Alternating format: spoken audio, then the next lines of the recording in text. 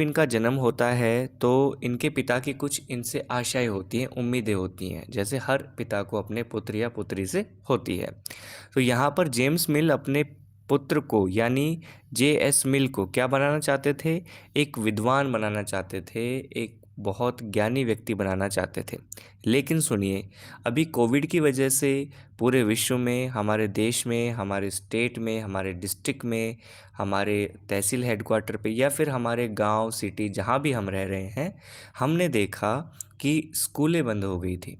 ठीक है, स्कूलें बंद हो गई थी तो अब उसका नतीजा अब पेरेंट्स भी बता रहे हैं, बड़ी बड़ी कमेटियां भी बता रही हैं, इंडियन गवर्नमेंट भी बता रही है, अमेरिकन गवर्नमेंट भी बता रही है कि सबसे ज़्यादा जो बच्चों को नुकसान हुआ है वो छोटे बच्चों को हुआ है। 5 साल से जितने बच्चे स्कूल जाने वाले थे उनको बहुत बड़ा नुकसान हुआ है, वो अपनी पढ़ाई शुरू नहीं कर पाए। ठीक है, तो अब हमें इस बात से क्या समझ में आता है? हमें तो ये समझ में आ रहा है कि भाई स्कूली शिक्षा कितनी महत्वपूर्ण है, शुरुआती स्कूली शिक्षा कितनी महत्वपूर्ण है। ठीक है ना, बिल्कुल है ना। लेकिन अब हम ये कहानी हमने आपको क्यों बताई? क्योंकि ये तो आपको पता थी, लेकिन बताने का कोई ना कोई रीज़न ज़रूर होगा। जेम्स मिल की बात आप सुनोगे तो ये कहते थे कि यार स्कूल में तो देखो ढंग से पढ़ाई वढ़ाई होती है नहीं, है ना। स्कूल स्कूल अपने समझ में आता कुछ है नहीं, जहाँ भी है कि बच्चों को ना घर पे पढ़ाया जाए। किस तरीके से पढ़ाया जाए? बच्चों को घर पे पढ़ाया जाए, ढंग से पढ़ाया जाए, और एक शुष्क कठोर वातावरण दिया जाए। मतलब ऐसा नहीं है कि घर पे पढ़ा रहे हैं तो ढिलाई दे दी जाए, लेकिन चलो स्कूल में भी पढ़ाई होती है, नहीं होती, लेकिन जेम्स मिल का ये सोचना था, ये कहना था कि यार देख स्कूल में तो पढ़ाई वढ़ाई होती है नहीं, बच्चों को अपने घर पर एक नियंत्रण के अंदर रखो, एक कठोर वातावरण उपलब्ध करवाओ और फिर उनको पढ़ाओ। कहाँ पढ़ाओ? घर पे पढ़ाओ। और इन्होंने ये कहा नहीं, इन्होंने ये करके भी दिखाया। किस प्रकार करके दिखाया, मैं आपको बता रहा हूँ। मात्र 3 वर्ष की उम्र में, जब जॉन स्टुअर्ट मिल केवल 3 वर्ष की आयु के थे, ठीक है, 3 वर्ष की उम्र में जॉन स्टुअर्ट मिल यानी J.S. मिल को ग्रीक भाषा की शिक्षा दी गई, है ना। जैसे ही वो बड़ा हुआ, 8 वर्ष की आयु तक पहुंचा, तो उसे गणित और अंग्रेजी की उच्च शिक्षा मिलने लगी। बचपन में जब खेलने कूदने के दिन होते हैं ना, तो उस समय पर ये मिल जो है, ये प्लेटो के बारे में, हेरोडोटस के बारे में, ल्यूशियन के बारे में अध्ययन कर चुके थे। समझ रहे हो आप बात में? तो लैटिन भाषा भी सीख ली। तो जॉन के पिता जो मतलब J.S. मिल के पिता अपने पुत्र को एक विद्वान बनाना चाहते थे, और उनकी ये सोच थी, और उन्होंने इस सोच को मतलब सही साबित किया, कारगर बनाया। अब इसका एक हम कह सकते हैं कि एक देखिए, थोड़ा सा इसमें हमें कुछ आगे देखने को मिलेगा, जैसे जैसे हम बात करेंगे कि पढ़ाई का चस्का और उसके दुष्प्रभाव क्या होते हैं। ठीक है, अब J.S. मिल जो थे, उनको बचपन में ऐसा माहौल दिया गया कि भाई आपको पढ़ना है, बार बार उनके हाथ में किताबें दे दी जाती थी, उनके लिए माहौल ऐसा क्रिएट किया जाता था, उनको छोटी सी उम्र में बहुत कुछ सिखाने की कोशिश की जा रही थी। तो 8 वर्ष की आयु में, 8 वर्ष का बच्चा क्या होता है? 8 वर्ष का बच्चा क्या होता है, आप भी बताइए, है ना। ज़्यादा से ज़्यादा वो सेकंड क्लास में मिल जाएगा।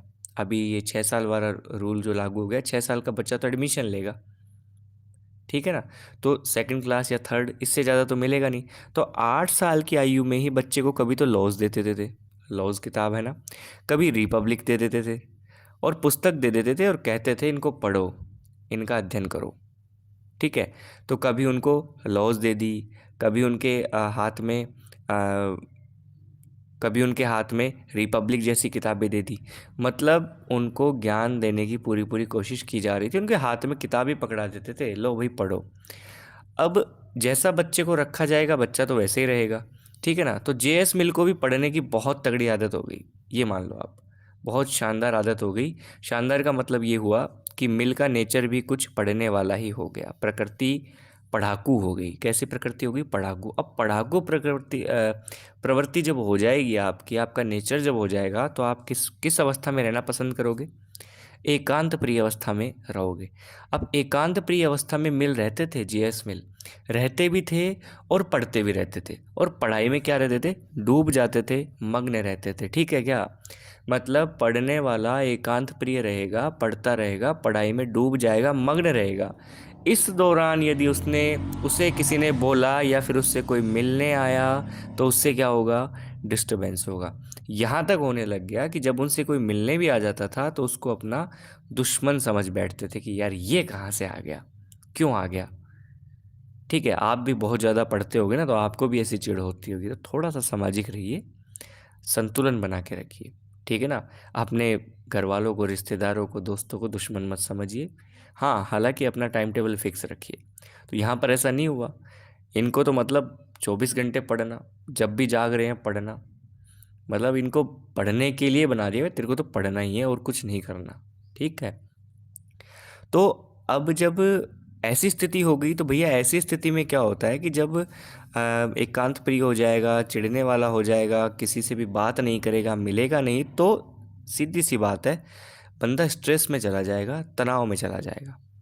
तो ये भी यही हो गया कि छोटी सी अवस्था में, छोटी सी उम्र में ही लगने लग गए, तो बहुत बड़ा है भाई, उसका बिहेवियर ऐसा हो गया, बहुत बड़ा है। थका थका रहने लग गया, उदास रहने लग गया, मानसिक तनाव हो गया, मेंटली स्ट्रेस हो गया उसको कंप्लीटली, है ना। अब यार जेम्स मिल ने देखा ये तो उल्टा खेल हो गया, ये तो बच्चा खराब हो जाएगा, मतलब ऐसे तो ये दिक्कत में आ जाएगा। तो उन्होंने क्या किया कि भाई तू थोड़ी देर घूमा, आप भी ये करते हैं, हमारे घर वाले भी कहते हैं यार तू बोर हो रहा है ना, चल एक काम कर, तू घूम या कहीं, कहीं भी घूमा जहाँ तेरा मन करे, रिश्तेदारी में और कहीं पर्यटन स्थल पर, कहाँ जहाँ तू जाना चाहता है, जहाँ तेरे को अच्छा लगे तू जा। लेकिन जब बच्चा बहुत छोटा है तो फिर उसको भेजना पड़ेगा। तो उसको मन बहलाने के लिए जेम्स मिल ने कहाँ भेजा उसको, फ्रांस भेज दिया। ठीक है ना, फ्रांस भेज दिया। फ्रांस में मिल ने क्या किया कि सागर तटों के किनारे घूमता रहा, प्राकृतिक सौंदर्य को देखता रहा, वनस्पति प्राणी शास्त्र का अध्ययन का उसको मन किया।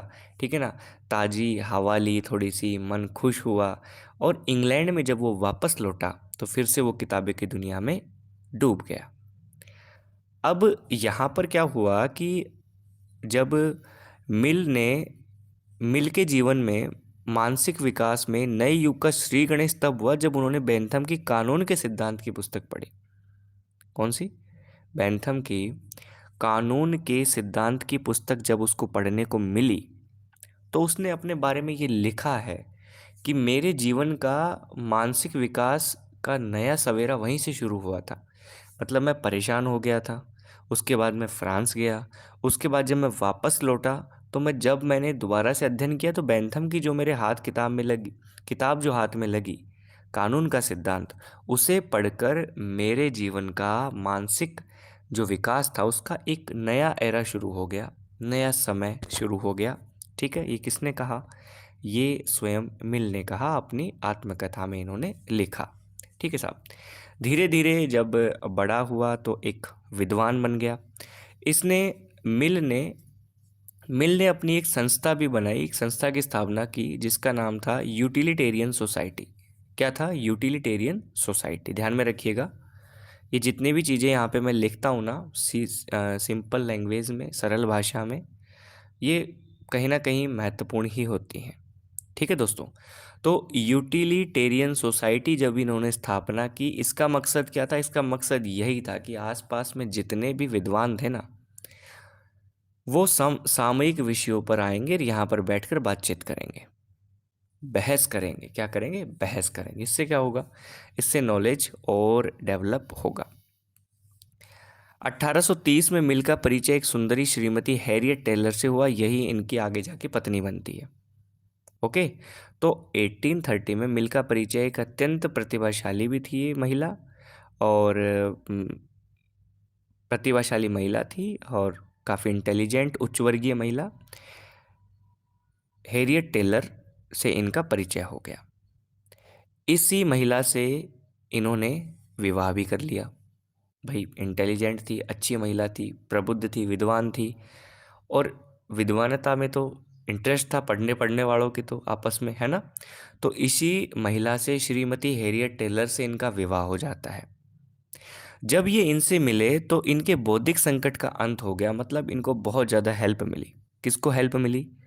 विचारों में मानवीयता प्रस्फुटन होने लगा, संवेदनशीलता बढ़ने लगी, और इनको बहुत ज़्यादा मदद मिली हैरियट टेलर से, यानी अपनी पत्नी से। ठीक है, अब देखिए, अपनी पुस्तक यानी J.S. मिल अपनी पुस्तक स्वतंत्रता, ऑन लिबर्टी जो है उसमें पत्नी को समर्पित करते हुए मिल कहते हैं कि मेरे विचारों में जो सर्वोत्तम है वह उसकी प्रेरक है तथा आंशिक रूप में उसकी लेखिका भी है। मतलब इन्होंने अपनी जो विद्वता थी, जो इन्होंने अपनी किताबें लिखी, जो भी विचार दिए, उसमें अपनी पत्नी को इन्होंने श्रेय दे दिया। क्या श्रेय दे दिया? कि मेरे विचारों में जो भी सर्वोत्तम है उसकी प्रेरणा मुझे मेरी पत्नी से मिली, यानी हैरियट टेलर से मिली। कौन कह रहा है? J.S. मिल कह रहा है। और यही नहीं, आंशिक रूप में उसकी वो लेखिका भी है। ओके, यहां तक कोई दिक्कत? कोई दिक्कत नहीं। ये 1852 में मिल की पत्नी यानी श्रीमती टेलर का निधन हो जाता है। निधन हो गया, साथी भी छड़ गया, तो झटका तो लगना ही है। तो मिल को बहुत बड़ा झटका लगा और फिर से अपनी पहले वाली जो किताबों की दुनिया थी उसमें मिल लौट गया। ओके, पत्नी के एक्सपायर होने के बाद में मिल अपने पहले वाली दुनिया में लौट गया। मिल ने संसद में महिला मताधिकार, अल्पमत प्रतिनिधित्व तथा खुले मतदान का प्रबल तरीके से समर्थन किया। आपने बेंथम के बारे में मैंने आपको बताया था कि बेंथम ने महिला मताधिकार के बारे में कोई बातचीत नहीं की, लेकिन मिल ने महिला मताधिकार का समर्थन किया। उसके पीछे एक रीज़न था, क्योंकि मिल की जो जितनी रचनाएं थी, जो विचार थे, उनकी प्रेरणा उन्होंने किसको बताया? एक महिला को बताया, यानी श्रीमती टेलर को बताया। इसलिए मिल का महिला के प्रति थोड़ा रुझान था।